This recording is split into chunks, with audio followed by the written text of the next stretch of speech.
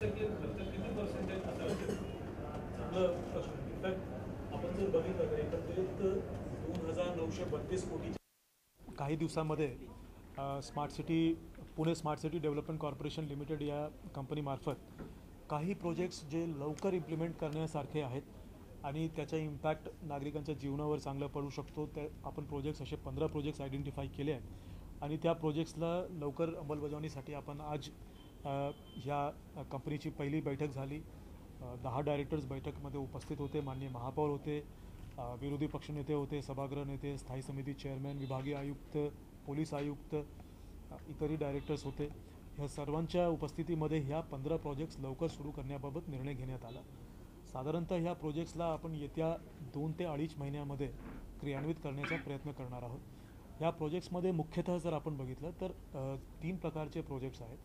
एक वाहतुकीच्या संबंधित प्रोजेक्ट्स आहेत ज्याच्यामध्ये GPS चा वापर करून बस ट्रॅकिंग सिस्टम निर्मित करणे, ज्याच्या माध्यमानं नागरिकांना त्यांच्या बसेस नेमकं कुठे आहेत याची माहिती मिळू शकेल आणि त्यानुसार ट्रान्सपोर्ट रिलायबिलिटी वाढवायला की नेमका मला ट्रॅव्हल प्लॅन करायला सोपं होईल. त्यानंतर चालान सिस्टम ज्यातनं ट्रॅफिक व्हायलेशन्स आपल्याला थांबवता येईल, त्या प्रोजेक्टचा समावेश आहे. याशिवाय व्हेकल हेल्थ मॉनिटरिंग सिस्टम, अशी सिस्टम ज्याच्यामुळे बसेसमधला जो बसेसचं आरोग्य आहे, म्हणजे बस खराब होण्यापूर्वी जर कळू शकलं तर त्याच्या आपण योग्य वेळेवर मेंटेनन्स करू शकतो, अशा प्रकारच्या व्हेकल मेंटेनन्स सिस्टम. त्याच्यानंतर मोबाईल GPS चा वापर करून शहराच्या ट्रॅफिक सायम्युलेशन निर्मित करणे आणि एकंदरीत शहराची ट्रॅफिक कशी मूव्ह होते याचं सायम्युलेशन पूर्णपणे तयार करणे, असे काही प्रोजेक्ट्स जो आहे आपले ट्रान्सपोर्टमध्ये आहेत. वॉटरमध्ये आपण 100% कमर्शियल मीटर्स जे आहेत ते स्मार्ट मीटरमध्ये कन्वर्ट करण्याचा प्रोजेक्ट पहिला हाती घेणार आहोत. याचे 2 फायदे होणार आहे. एक तर कमर्शियल मीटर्समधून 40% उत्पन्न प्राप्त होतो शहराला आणि ह्या मीटर्स त्या कमर्शियल मीटर्स असल्यामुळे आपल्याला इम्प्लिमेंट करायला सुरुवातीला फार काही कठीणाई येणार नाही, जास्त रेजिस्टन्स होण्याची शक्यता नाही आहे आणि महापालिकेच्या सर्वसाधारण सभेने याबद्दल ऑलरेडी ठराव केलेला आहे. त्यामुळे आपण हा प्रोजेक्ट आता लवकरच सुरू करणार आहोत.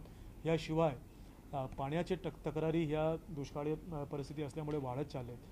ते कसं आपल्याला एक चांगल्या पद्धतीने लोकांना तक्रार निवारण कसं देता येईल आणि एक इंटिग्रेटेड ग्रीव्हन्स रिडर्सल्स मेकॅनिझम कसं निर्मित करता येईल पाणीबद्दल, ते आपण एक करण्याकरता जो हे प्रोजेक्ट सुरू करणार आहोत. याशिवाय आपल्या लोकल एरिया डेव्हलपमेंटमध्ये औंध बाणेर बालेवाडीचा समावेश आहे.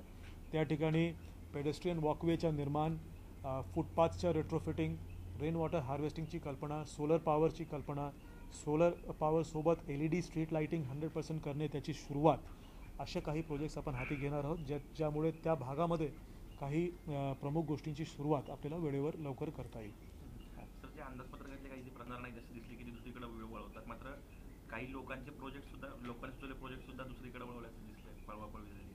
तुम्ही कारवाई करू म्हटली होती त्याच्यावर. दरवर्षी असे प्रस्ताव गाजत असतात. कुठल्या प्रस्तावाबद्दल? जी कामं होणार नाहीत अशी ज्यावेळेस निधी दुसरीकडे वळवला जातो त्यावेळेसचे जी काही लोकांनी सुचवलेली कामं आहेत त्याला सुद्धा त्यात फाटा देण्यात आली. नाही, मी एवढंच सांगेन की कामं करताना जो आहे एक आपल्याकडे वैधानिक काही कामं घेता येते, काही कामं घेता येत नाही.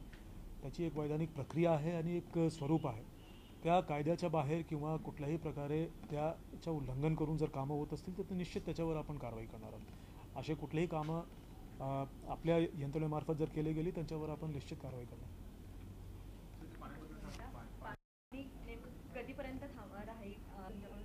शहरात त्याची अंमलबजावणी कधी होणार? 100% होणार आणि उर्वरित शहरामध्ये सुद्धा काही भागामध्ये आपण एकदाही त्यासाठी यावर्षी बजेटमध्ये शाश्वत वाहतुकीला किंवा नॉन मोटराईज ट्रान्सपोर्टला सायकलच घेण्यात आले की आपण दोन्हीकडे हे प्रयोग राबवणार. सर,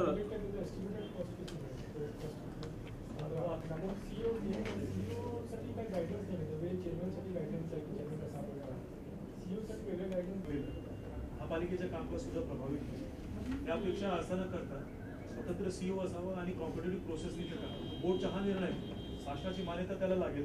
तसं नाही करणार कारण आफ्टर 3 इयर्स त्या नवीन येणाऱ्या माणसाला ते पुन्हा महापालिका आयुक्त पण तुम्हालाही माहिती आहे कारण तुम्ही पिलर्स आहात, पण आफ्टर दॅट की नवीन येणारा कालावधी वाढवून मिळतो का शासनाच्या एकमेकांसोबत पत्रव्यवहार आपल्याकडे